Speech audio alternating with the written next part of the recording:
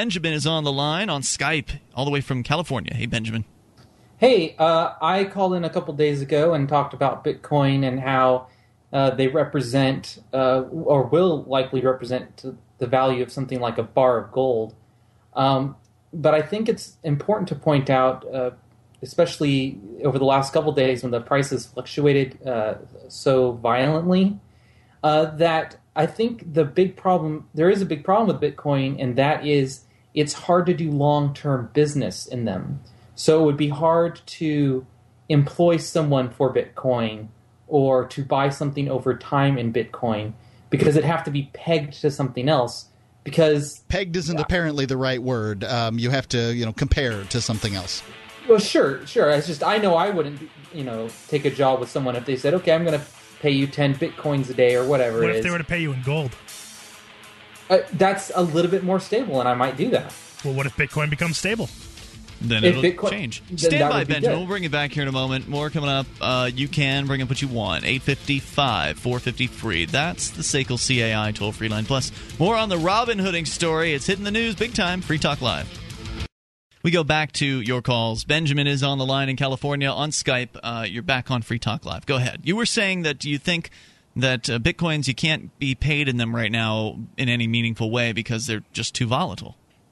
I foresee a future where Bitcoin is more stable and more usable, but I think currently it's hard to do not all business, but a lot of business in Bitcoin because of how volatile it is. I agree.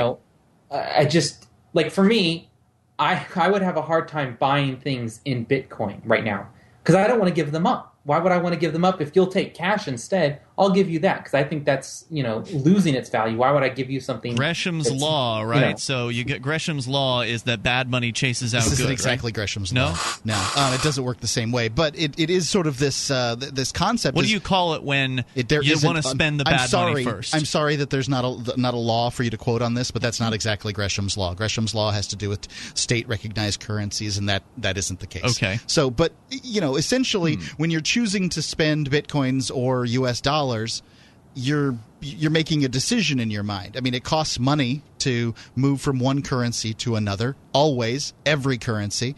So do you want to spend U.S. dollars and essentially whatever you're buying, you're converting your U.S. dollars into Bitcoins by not spending Bitcoins? Does that make sense, Ian? I wasn't paying any attention. I know you're not. So try to stick with me here. So you've got another co-host here you can talk to. I'm busy researching something. Oh God. All right. So when you make a purchase, you're making a decision. Every time you hold $1, you spend $1, or whatever unit of currency, you're making a decision.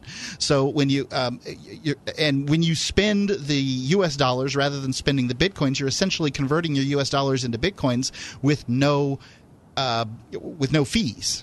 Do you understand why I'm saying that, Ian? No. Okay.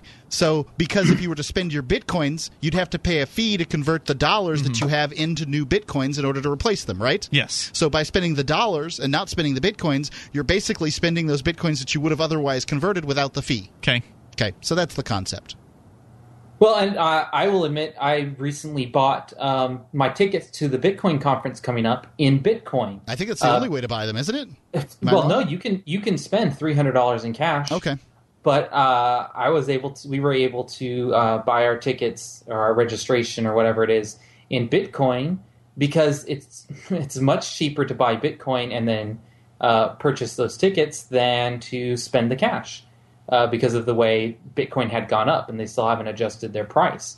So, I mean, there's still ways to do, like I said, some business. If you want to buy certain things, but for just, I don't know. If I were going to get hired from someone, I would be fine with getting paid in Bitcoin. But if I were an employer, I wouldn't want to hire people in Bitcoin. I wouldn't want to hire someone for X amount of Bitcoin, right? Unless it was. I know you said paired's the wrong word, but paired might be the right word. Pegged is not the right word. Okay. Pegged means is essentially what the Belize dollar or whatever it is. There's several South American currencies that are pegged to the U.S. dollar in the sense that they attempt to replicate one U.S. dollar. But Bitcoin does not attempt to replicate one U.S. dollar in value, as we can see by the volatility of it. Whereas if it was paired and you'd said, for instance, I'm going to pay you $1,000 U.S. dollars worth of Bitcoins per week, whatever those might be, then you've made a deal that people can sort of understand. And I think that that's where we're at, and it's going to be where we're at for some time. So I've got go ahead. Actually, you can go ahead. Well, I was just going to say, yeah, I don't think this will be the way it is forever, but I think for now, because Bitcoin is so new, it will be volatile. And so it's one kind of weak point right now, is just that it's new and it's hard to do certain types of business. The market will adjust. Don't worry about it. Well, yeah, certainly. No doubt about it. I'm with you, and I think that that's why a lot of places are denominating their prices in different they've got US dollars and they've got Bitcoin right next to one another, and they're constantly adjusting. And of course vendors, so like you're talking about we were talking about a Bitcoin store earlier, which bitcoinstore.com gets their products from Ingram Micro.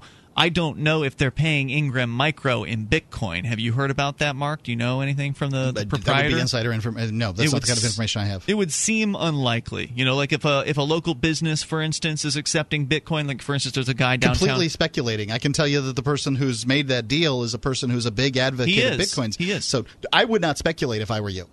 Okay, but I'm going to tell you this. I can speculate about what other people will do. So if you're downtown in Keene and you want to go get a haircut at Motosuo, which is a hair salon there, the proprietor will accept Bitcoin for your haircut.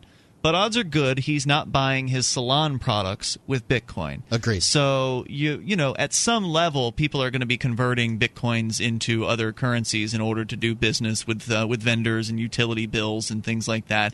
We are seeing options online to allow payments to bills and things like that, and encouraging more people to use Bitcoin to do those things. But like you said, Benjamin, we're still on the opening cusp of this whole Bitcoin it's Wild thing. West, and no doubt it is wild and it is unstable, and thankfully it's easy to adjust prices digitally without actually having to go up. Like gas station, you got to go out there with the old the marquee. I don't think they magnets. do that anymore, Ian. Some places they still do. Yeah. They've got electronic gas stations. If you've got a gas station like that, you need to get the new marquee. Yeah, no doubt. Hey, thanks for the call, Ben. Appreciate hearing from you tonight. I've got a question for you, because I came up with kind of an interesting theory as I was watching the Bitcoin go during the past few days. So one thing I was thinking is that a lot of people were freaking out because they wanted to either get out of Bitcoin and whatnot because they wanted to bail out. Panic sell. Yeah, panic sell. They wanted to panic sell. And, oh my God, the transactions, we can't panic sell. So I came up with kind of a theory about how someone could dump Bitcoins, and I have a question for you guys about it, and I'll ask it, I guess. All right, in moments. And then we'll talk about Gresham's Law, too, because I've done some research, and Mark is wrong. 855-450 free. You need a relationship counselor in here. More coming up. You can take control here. It is Free Talk Live. And Skype us at lrn.fm.